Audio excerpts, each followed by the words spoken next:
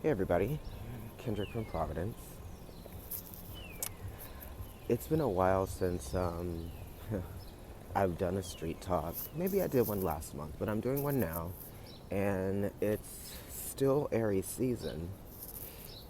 A couple days after the Libra full moon, 2 weeks after the Aries new moon, which talked about cleansing, talked about renewal, right? And we're all experiencing this kind of like renewal that comes from being, you know, delegated or being told, how to kind of like clear and heal. Because I feel like the new moon is really about healing so that you can begin a new process.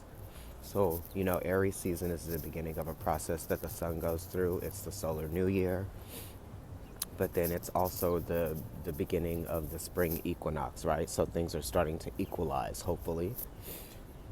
Pisces season really brought in uh, the energy, and the illusions were sort of broken up, right? The boundaries were definitely dissolved during Pisces season, right? The boundaries that we sort of like, especially like the individual or the invisible boundaries and the individual ones, right? Because it's kind of like we can't see ourselves as individuals anymore. We kind of have to see ourselves as like, a human race and like people. And I think that it was the intense focus of the individual and the individual success that brought the individual away from the group, right? The group that it innately belongs to, right? That, yeah, we have to venture out from our group and we have to come back to our group as well, you know? We sort of have to be reminded ourselves who we are, and we have to remind ourselves through the experiences that we have with people and the other people too. We're reminded like who we are and how we've changed and how we've evolved. The moon talks about evolution a lot. The moon is actually in Sagittarius talks about, right now the moon is in Sagittarius does talk about venturing out and discovering things. The moon likes to discover things. Every time we have a full moon in a sign, you're discovering something that sign focuses on, or there is something that's being brought to your attention that kind of gives you the essence of what that sign needs you to learn at that time, right? Because the moon is also talking about learning, because it is discovery, and discovery is learning. So I feel like right now we're all just trying to find our way, just like Sag would, just like the moon does. It tries to find its way, right? The world is definitely multifaceted. What's being illuminated, all of that, all of the different sides, all of the different, you know, facets and the concentrations, of things. Where are we focusing our energy during Aries season? What do we think that we can do, that is possible, that we're capable of, all of those things? And how are we relating to our reality? Because Aries season does bring a focal point to reality, right? Are you ignoring reality? Are you denying reality? Are you living your truth, as Libra is talking about the truth, and trusting, right? So we do have to trust in the process, even if it's a process that we don't understand or one that scares us. You still have to trust in the process, right? I love these colors. Um, but as we navigate and we go through our individual process and we discover some things about ourselves that we maybe didn't know, or maybe there were just some things that we had to arrive at in a matter of time. Saturn is exalted in Libra. Saturn is the god of time, or the planet that rules time. And Saturn is in Aquarius, which is in a fellow air sign of Libra, right? So when we had this Libra full moon, we're thinking about where Venus is, and Venus is kind of like, where is she? She's in Gemini right now, and she's still going direct, but she's getting ready to retrograde. which Venus esoterically rules Gemini, right? And it talks about connections, and it also talks about, learning and points of discovery that are sort of like local. They're individual points of discovery, kind of, right? Knowing what's around knowing your environment, the temperature, all of those different things. It's kind of like measuring things, and measurement is really important when you're trying to find out the facts, when you're trying to find out the truth, and when you're just trying to find out like where you are, like what is your position, what can I do in this position, what are my strengths and what are my weaknesses, that type of thing. Sorry, I keep doing that. It's kind of chilly out here. But yeah, Venus was ruling this whole full moon, so it is talking about how are we going to recalibrate, how are we going to reharmonize, how are we going to reconnect with those parts of ourselves that are, discriminated against perhaps by ourselves, that type of thing. Being open, like a scale would be, right? Being open to the truth, being open to suggestions, being open to learning, being open to, you know, maybe not trying so hard to please others, but, be there for others in the way that you can be, but also being there for yourself, because the sun is in Aries, so it's bringing focus to the self and what you need to do, because Aries is talking about what I can do, kind of, or it's actually talking about what I am, because I have to know who I am and what I am before I can do anything, right? Meaningful. Yeah, but also you have to kind of like know your positioning so you can know like how you're relating to things, right?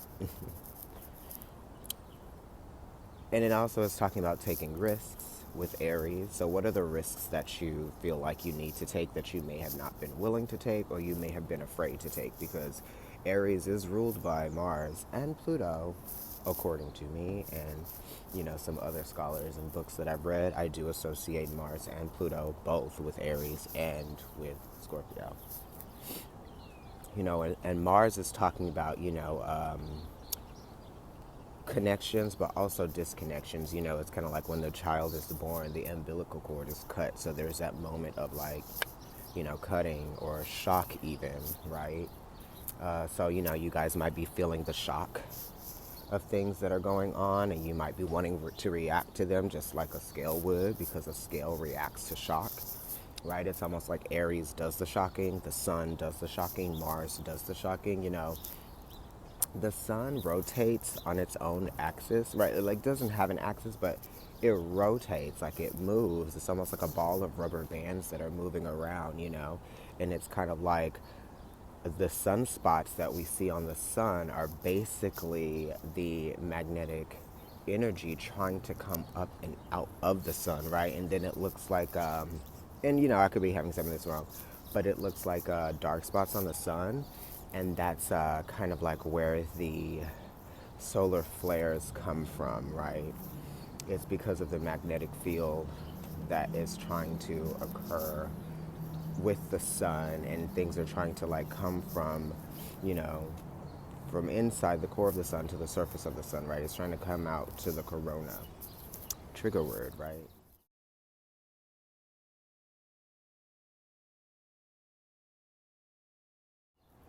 But once that band of energy that is a solar flare, or is, the magnetic field that just sort of bursts, that's the solar flare. So you want to think about like that's like the risk. That's the energy that sort of like comes forward, right? It's like an explosion of energy. Just kind of like understanding where it is that you need to act, where it is that you need to kind of like allow yourself to see what the possibilities are, and also not getting too caught up in like the fear of taking the risk, because we're all afraid of doing things that we haven't done before, especially when we're facing adversity, or we have to sort of change up the ways that we've been doing things in order to see something different. So you can't always do things the same way, especially if you want to see a different result. So we might be feeling a little bit uncomfortable. It's not an ideal situation just because, I feel like Libra, any sign that is ruled or exalted by Venus being there, wants some sense of, they have an idyllic sense about how things should be, right? Different than like a Mars ruled sign. A Mars ruled sign sort of like wants it to be this way. It has to be this way, right? But Venus signs, it's almost like, okay, I'll try to be flexible, except for Taurus. Taurus sort of like practices its flexibility in different ways. I feel like the Venus signs are so flexible sometimes that the flexibility causes them to sort of like give up their power or like relinquish a little bit of it, right? Submitting a little bit.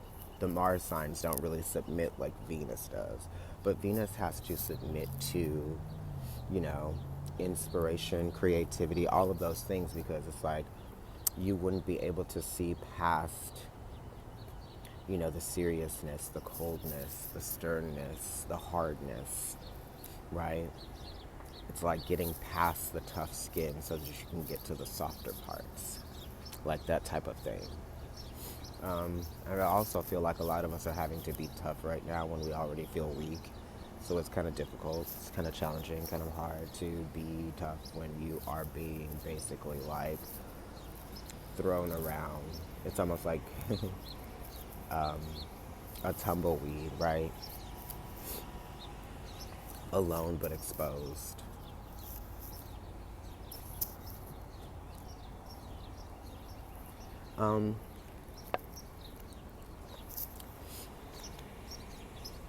Yeah, being a Libra myself, this full moon it wasn't as intense for me. I'm a Libra sun and Libra rising, but I did feel the Venus retrograde coming on as some of the things that I got or the things that I own. Some of them became damaged, but they can all be replaced, you know. But then there are some things that can't be replaced, like people.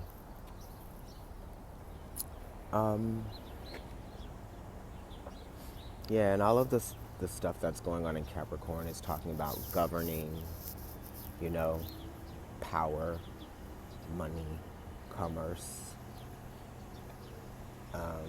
you know, laws, rules, regulations, building things, creating systems that work, right? And not systems that take away from the overall good.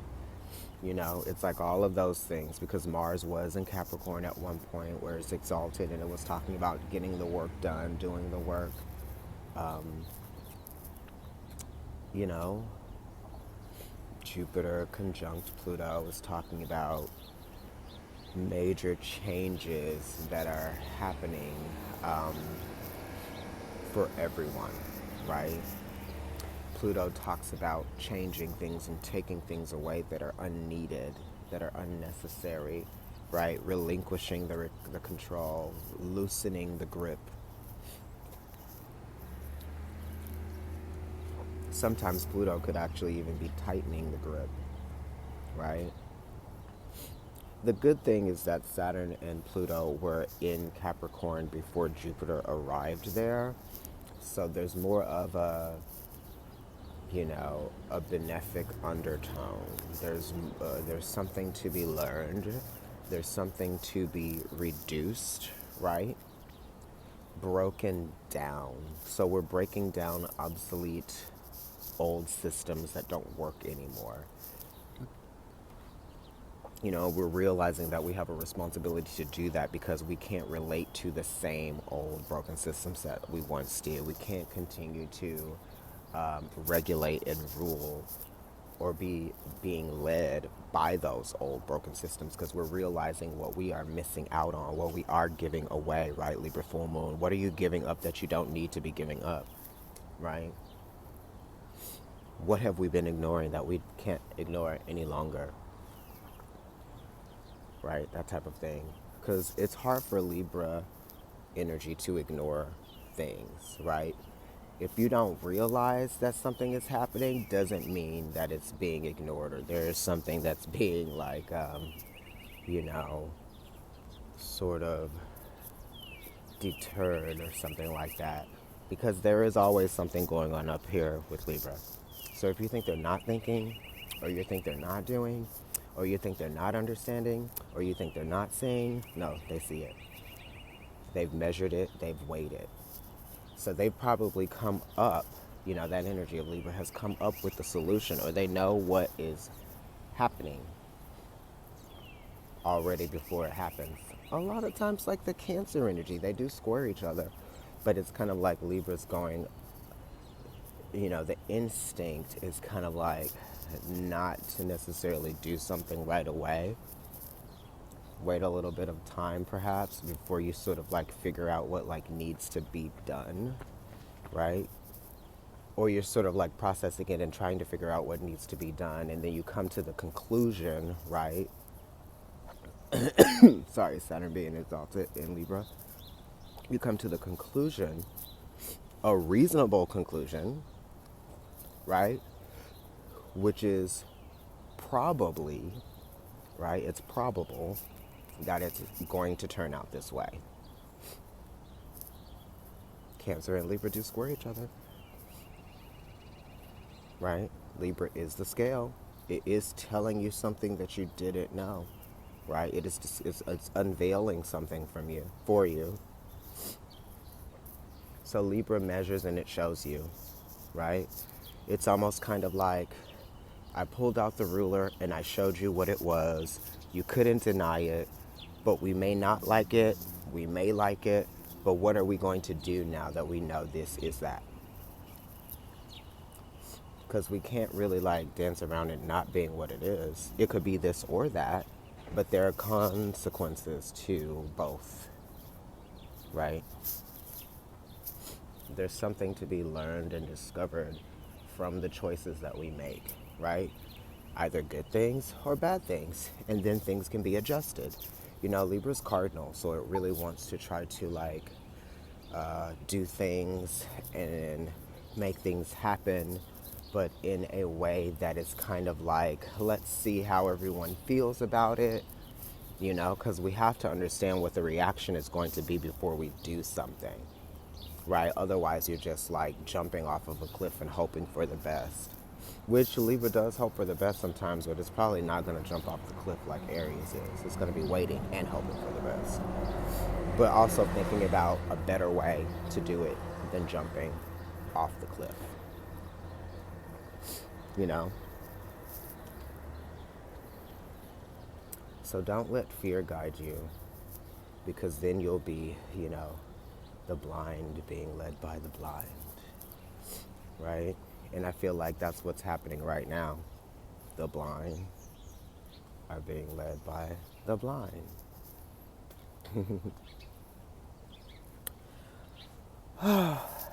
Wow. You know, this is all a part of the shifting of the energy, the paradigm shift. And I like to think of it as being like the age of Aquarius that we're sort of like embarking upon. This is part 2, Kendrick from Providence Tarot, giving you an Aries, Libra, full moon season video. I thought you deserved it. Maybe I'll post something else. Enjoy. Take care.